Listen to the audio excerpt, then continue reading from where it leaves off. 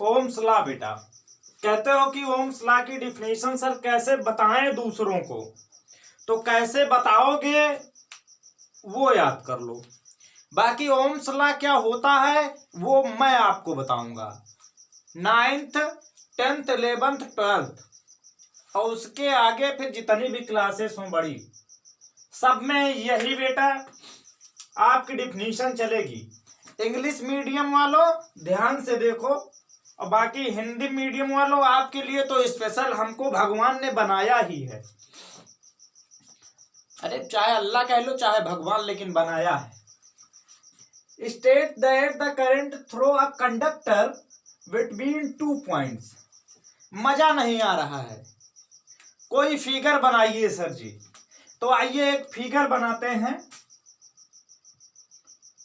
एक बेटा बना दिए फिगर,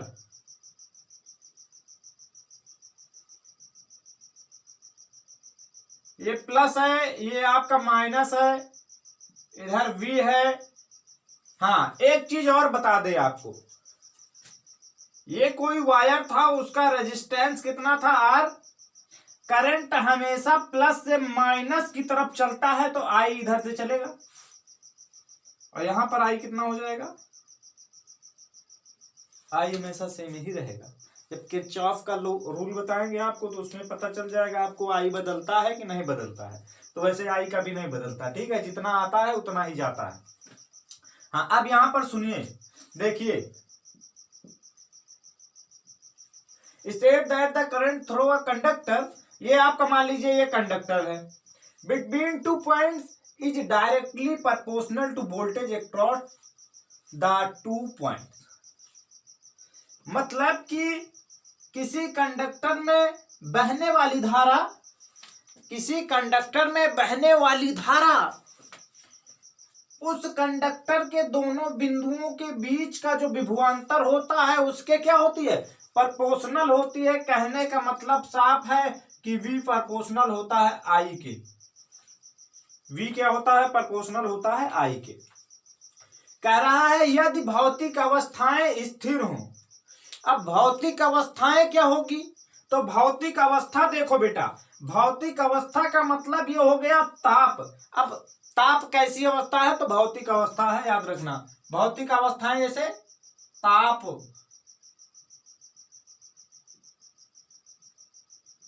लंबाई, क्षेत्रफल आदि। यदि भौतिक अवस्थाएं क्या हो, स्थिर हो, मतलब इसकी लंबाई ना बढ़े, जो आपका कंडक्टर है उसकी लंबाई सेम हो। जैसे अभी इसकी बात करें, इसकी जगह पे अगर हम इसको जोड़ देंगे तो इस कंडक्टर की लंबाई क्या हो गई, बढ़ गई ना। अब बढ़ गई तो इसका रेजिस्टेंस दोनों जुड़ जाएंगे। तो ऐसा नहीं होना चाहिए। कहने का मतलब यह है कि जब भौतिक अवस्थाएं स्थिर हो, बदली ना हो, तब किसी विद्युत परिपथ में कंडक्टर में प्रतिरोध के सिरों पर उत्पन्न विभवांतर उस प्रतिरोध में प्रवाहित होने वाली धारा के समानुपाती होता है। ये इसी का हिंदी ट्रांसलेट, यानी V प्रोपोर्शनल होता है किसके, I के। अब इन्होंने कहा कि ये जो कंडक्टर है इसका इसलिए कुछ ना कुछ रुकावट पैदा कर रहा है। अब ये कंडक्टर, ये रेजिस्टेंस कैसे रुकावट पैदा करता है, इसकी वीडियो आपको जो है प्लेलिस्ट में मिल जाएगी।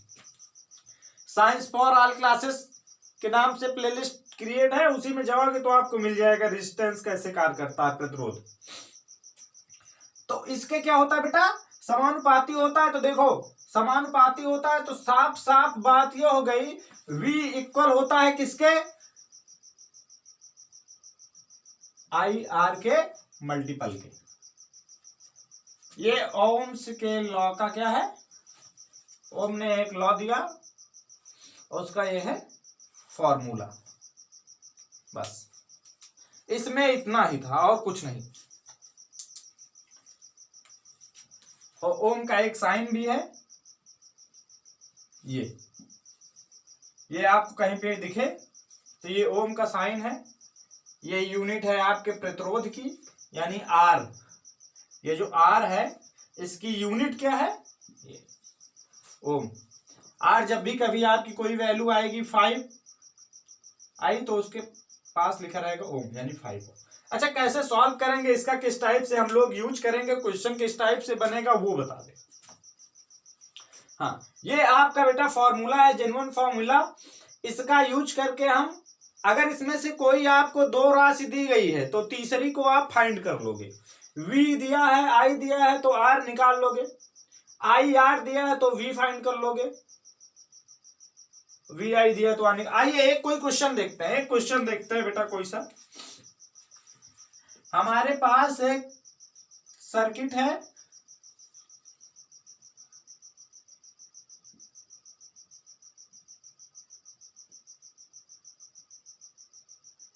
वोल्टेज इसमें दिया गया है, इसमें एक हमने बैटरी लगा दी, कितने की, 5 वोल्ट की बैटरी लगा दी।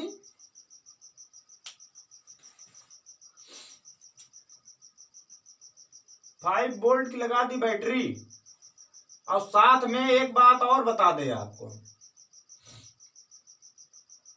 5 वोल्ट की बैटरी नहीं, बैटरी 12 वोल्ट की आती है, 12 वोल्ट के लगाओ। आप लोगों के घर में जो इन्वर्टर वाला बैटरा होगा वो कितने वोल्ट का है, 12 वोल्ट का। अब उसी पे चलिए हम एक क्वेश्चन बनाते हैं। हमारे पास एक सर्किट है, उसमें 12 वोल्ट की बैटरी से क्या है वो कनेक्ट है, और साथ में उसमें जो हम उससे बल्ब जला रहे हैं, एक कोई मान लो हमने ट्यूबलाइट ले ली उसको हम जला रहे हैं, और जब उसको हम जला रहे हैं बेटा तो उसमें जो करंट बह रही है, क्या करंट बह रही है, करंट बह रही है 6 एम्पियर। अब बताओ फिर आर की वैल्यू कितनी होगी। अब आर की वैल्यू फाइंड करना है। हम लोगों को फॉर्मूला पता है क्या, V equal I R, R निकालना है। आई और आर के बीच में कैसा रिश्ता, मल्टीप्लाई का। और एक भाई साहब इधर ये मल्टीप्लाई में इधर आएंगे डिवाइड में हो जाएंगे ना, यानी कि V अपॉन आई इक्वल क्या हो जाएगा, आर। अब चाहे इनको इधर रखो चाहे इधर रखो, तो हमको अच्छा लगता है हम तो इधर लिखेंगे V अपॉन आई, इसको हटा देंगे। आर निकालना, इसलिए आर इक्वल क्या हो जाएगा, V कितना 12 वोल्ट, आई कितना बह रहा 6 एम्पियर, कट गया कितना आया 2 ओम। रेजिस्टेंस हमेशा उसकी यूनिट क्या होगी, ओम, ओम लिखना, कंफ्यूजन नहीं होना चाहिए। इस टाइप से क्वेश्चन आपको मिलेंगे, इस टाइप से सॉल्व करना पड़ेगा। तो यहां पर आपके आर की वैल्यू कितनी आ गई बेटा, 2 ओम। चलिए एक दूसरा क्वेश्चन देखो। ओम्स लॉ की डिफिनीशन बेटा नोट कर लो, एक नोट्स अगर बनाए हो तो उसमें लिख लो, ये चीज लिखने की जरूरत नहीं होनी चाहिए, अब ये याद हो जाना चाहिए आपको कि यदि भौतिक अवस्थाएं क्या हो, स्थिर है। किसकी भौतिक अवस्थाएं स्थिर हो, किसी भी कंडक्टर की अगर भौतिक अवस्था स्थिर है तब विद्युत परिपथ में प्रतिरोध के सिरों पर उत्पन्न विभवांतर उच्च प्रतिरोध में प्रवाहित होने वाली धारा के समानुपाती होता है। चलिए एक सर्किट ले लिया,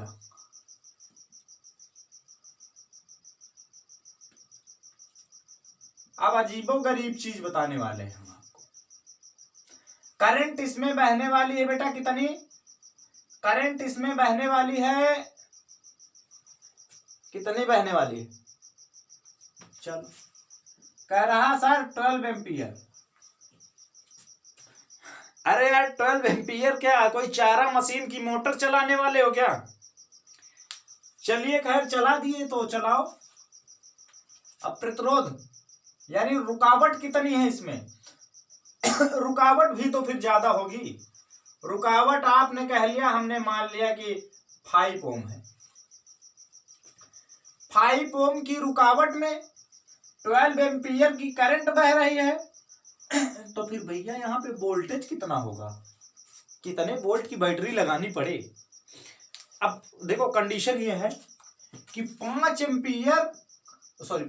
ओम की रुकावट पैदा करने वाली मैंने एक कोई बल्ब लगा दी, और उसमें कंडीशन ये है कि ये ग्लो तभी करेगी जब इसमें 12 एम्पियर करंट बहेगी। तो फिर कितना वोल्टेज चाहिए होगा हमको, तो वोल्टेज निकालना है तो V निकाल लो। फॉर्मूला होता है V इक्वल आई आर, तो V इक्वल आई की वैल्यू कितनी 12 एम्पियर इंटू आर की वैल्यू कितनी 5 ओम, 12 5 जा 60 वोल्ट। वोल्टेज कितना 60, मतलब 60 वोल्ट की बैटरी लगानी पड़ेगी हमको। कितने वोल्ट की 60। अच्छा कोई सा भी सेल हो, ये प्लस ये माइनस, कोई सा भी सेल हो, ये प्लस ये माइनस, मान लीजिए ये 30 वोल्ट, ये भी 30 वोल्ट, तो इसके प्लस को इसके माइनस में जोड़ दो, इसका एक माइनस ये और एक प्लस एक माइनस मिल गया। अब यहां पर आपको कितना मिलेगा पता है, 60 वोल्ट मिल जाएगा। ये किस क्रम में जुड़ा हुआ है, तो ये सीरीज में जुड़ा हुआ है।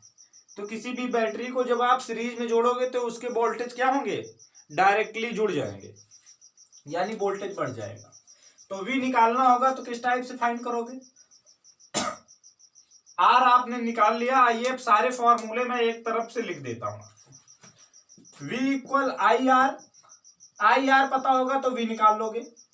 अगर I की बात आ जाए फाइंड करने की तो आपको दो चीजें उसमें आपके क्वेश्चन में दी जाएगी, V अपॉन R कर देना, I निकल आएगा, और अगर R निकालना हो बेटा तो V अपॉन I कर देना, R निकल आएगा। इसकी जो यूनिट होगी वो वोल्ट होगी, इसकी जो होगी वो एम्पियर होगी, इसकी जो होगी वो ओम होगी। बस ओम्स लॉ में अभी बस इतना ही, बाकी किरचॉफ लॉ बेटा चलो कल पढ़ेंगे नेक्स्ट क्लासेस में। जय हिंद।